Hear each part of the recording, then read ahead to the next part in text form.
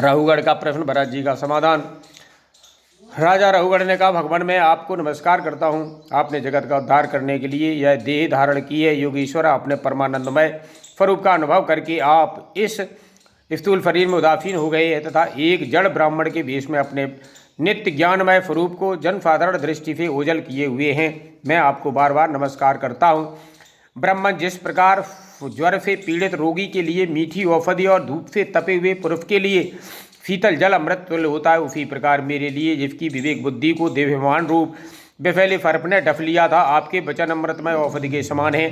देव मैं आपसे अपने संशय की निवृत्ति तो पीछे कराऊंगा। पहले तो इस समय आपने जो आध्यात्म योगमय उपदेश दिया है इसी को सरल करके समझाइए।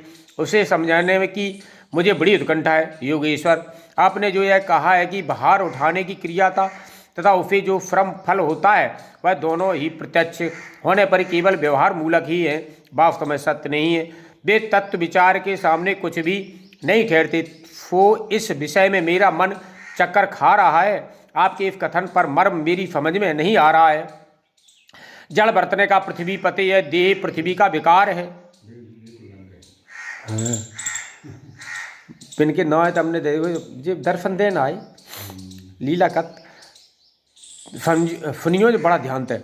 जड़ बरतने का पृथ्वी पते राजा राहुगढ़ में, ये देह पृथ्वी का विकार है, शरीर पृथ्वी का विकार है।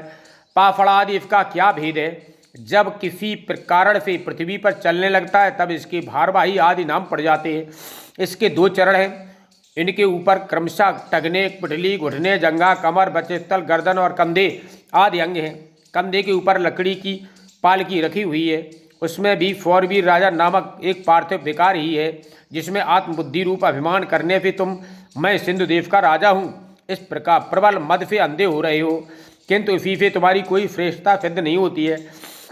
वास्तव में तुम बड़े क्रूर और धृष्ट हो। तुमने इन बेचारे दीन दुखियों के कारों को बेगार में पकड़कर पालकी में जोत रखा है और फिर महापुरुषों की सभा में बढ़ बढ़कर बातें बनाते हो कि मैं लोगों की रक्षा करने वाला हूँ। यह तुम्हें शोभा नहीं देता। हम देखते हैं कि संपूर्ण चराचर भूत सर्वदा पृथ्वी से उत्पन्न होते हैं और पृथ्वी में ही लीन होते हैं, अतः उनके क्रिया भेद के कारण जो अलग अलग नाम पड़ गए हैं, बताओ तो उसके सिवा व्यवहार का और क्या मूल है?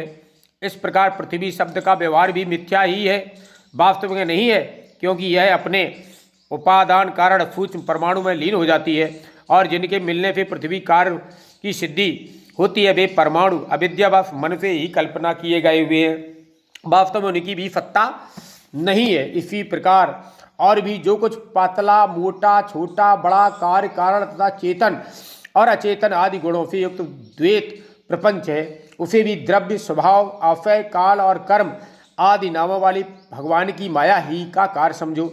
विशुद्ध परमार्थ रूप अद्वितीय तथा भीतर बाहर के भेद से रहित परिपूर्ण ज्ञान ही सत्य वस्तु है। सत्य का है ज्ञान, वह सर्वांतर्वर्ती और सर्वदा निर्वाकार है, उसी का नाम भगवान है। जान तो ज्ञान का नाम भगवान है, सत्य ज्ञान है, उसका कोई रूप नहीं है। ज्ञान को सत्य ही ज्ञान है, ज्ञान नहीं सत्य ही ज्ञान है। ज्यादा ये देखो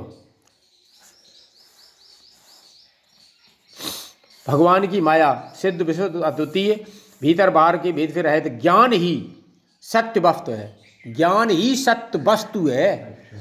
ज्ञान को सत्य बताओ। ज्ञान ही भगवान है, ज्ञान ही ईश्वर है, निराकार है, जाको ना कोई रूप है, जब चाहे तब जैसा रूप बना ले। ऐसे मान ले कि ज्ञान तुम्हें भाव टट्टी करके सोचने है तो जब ज्ञान है, और वही ज्ञान होएगा कि जब परमात्मा एक है, परमात्मा जब शरीर में जो कहे सब परमात्मा ही है, तो जग ज्ञान जय सत्य है। तो ज्ञान ही एक सत्य है, ज्ञान है, ज्ञान का कोई विकार कहूँ नहीं है, सर्वव्यापी है ज्ञान। जहाँ देखो तहाँ ज्ञान ही ज्ञान है चाहे अब बच्चा ने जन्म ले भाई ज्ञान ही तो होत, फिर ज्ञान ही ज्ञान, ज्ञान ही के अंतर्गत मर ही जात। इसके भाई ऐसा ज्ञान हो जाए जो परमात्मा ज्ञान ही में लीन हो जाए, वही ज्ञान। हाँ, भगवान भी तुम्हें ज्ञान होत भाई के हिसाब से अवतार लीत। जैसे ये देखो तपस्या करी मन फतरूपा ने, तो बिना कौन स्वरूप को चिंतन करो? राम। तो ब्रह्मा विष्णु को आए नहीं मिले, जब राम जी के रूप में आए तब मिले। दे विष्णु भाई राम के रूप में आने पड़ो। तो ये ज्ञान है, जिस रूप में तुम बुलायो भाई स्वरूप का मतलब भगवान स्वरूप बना ले भाई। और बोले सत्य वास्तव वही सर्वांतर्वर्ती सर्वदा निर्वाकार है, उसी का नाम भगवान है। वही को भगवान का ज्ञान को, और उसकी पंडित जन वासुदेव भी कहते हैं, जो बड़े बड़े ज्ञानी हैं वो वासुदेव कहते हैं उनको। रहुगण महापुरुषों की चरणों की धूल से अपने को नहलाए बिना केवल तप यज्ञादि वैदिक कर्म अन्नादि दान अतिथि सेवा दीन सेवा तथा गृहोचित धर्म निष्ठान वेदाध्ययन अथवा जल अग्नि या सूर्य की उपासना आदि किसी भी साधन से परमात्म ज्ञान प्राप्त नहीं हो सकता। महान महान के मानो महात्मा लोग। इस कारण यह है कि महापुरुषों के समाज में सदा पवित्र कीर्ति श्री हरि के गुणों की चर्चा होती रहे। सबसे बड़ी जब बात जानते का है, जो तुम्हारे यहाँ होत करे, भगवान की चर्चा होती रहे तो सही कल्याण है। भगवान ने बहुत अच्छी बताई हमें कि जब भगवान की कथा में मन लगत, सारे दिन पढ़ते रहो, थक जाओ तो फिर पढ़ जाओ, फिर पढ़ रहो, पढ़ने लगो। तो जब बताइए कि 10,000 बर्फ जंगल में तपस्या करो नियम के साथ, और एक दिन कथा पढ़े ले, बताओ कितना बड़ो फल है।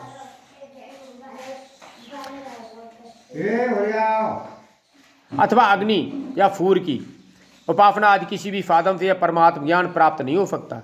इसका कारण यह है कि महापुरुषों के समाज में सदा पवित्र कीर्ति श्री हरि के गुणों की चर्चा होती रहे, जिससे विषयावर्त तो पाप ही नहीं भटकने पाती, और जब भगवत कथा का नित्य प्रति सेवन किया जाता है तब वह मोक्षाकांक्षी पुरुष की शुद्ध बुद्धि को भगवान वासुदेव में लगा देती है। पूर्व जन्म में भरत नाम का राजा था। यार बंदर कब आई दी तुम्हारे मारे आओ, तुम्हें बोले चले बुद्धि फिर कही तुमने। पूर्व जन्म में भरत नाम का राजा था। ऐहिक और परलौकिक दोनों प्रकार के विषयों में विरक्त होकर भगवान की आराधना में लगा रहता था।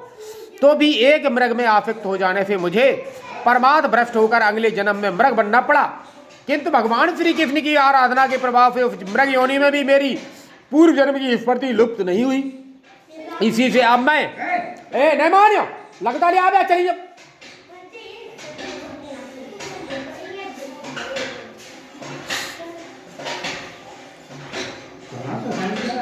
अरे इसी से अब मैं जम संसर्ग से डरकर सदा असंग भाव से गुप्त रूप से विचरता रहता हूं। सारांश यह है कि विरक्त महापुरुषों के सत्संग के ज्ञान प्राप्त ज्ञान रूप खड़क के द्वारा मनुष्यों के श्लोक में ही अपने मोह बंधन को काट डालना चाहिए। फिर श्री हरि की लीलाओं के कथन और श्रवण से भगवत स्मृति बनी रहे, निज कारण वह सुगमता से ही संसार मार्ग को पार करके भगवान को प्राप्त कर सकता है। बोलो गोविंद भगवान की जय हो।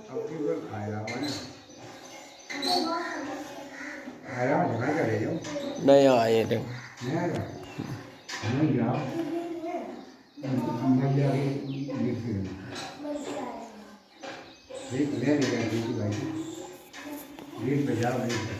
अरे हमारे फोटो रहता है चाहत है।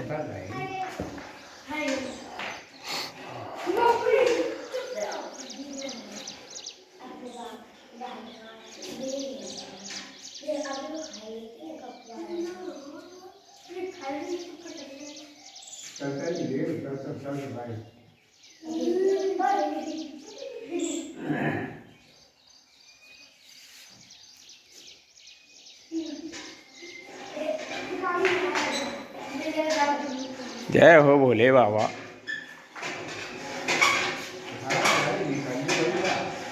चाहे कछु करो सब तुम आओ ही है, हम लोगों को कहा है, हम तो तुम्हारे धरण के दास हैं।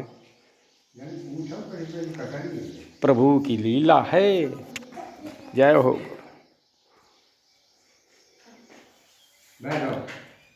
बैठो तुम गद्दी पे, पढ़ो कछु हमें सुनाओ। हैं कहे महाराज कछु सुने हो ने। बैठो बैठो। अरे भगवान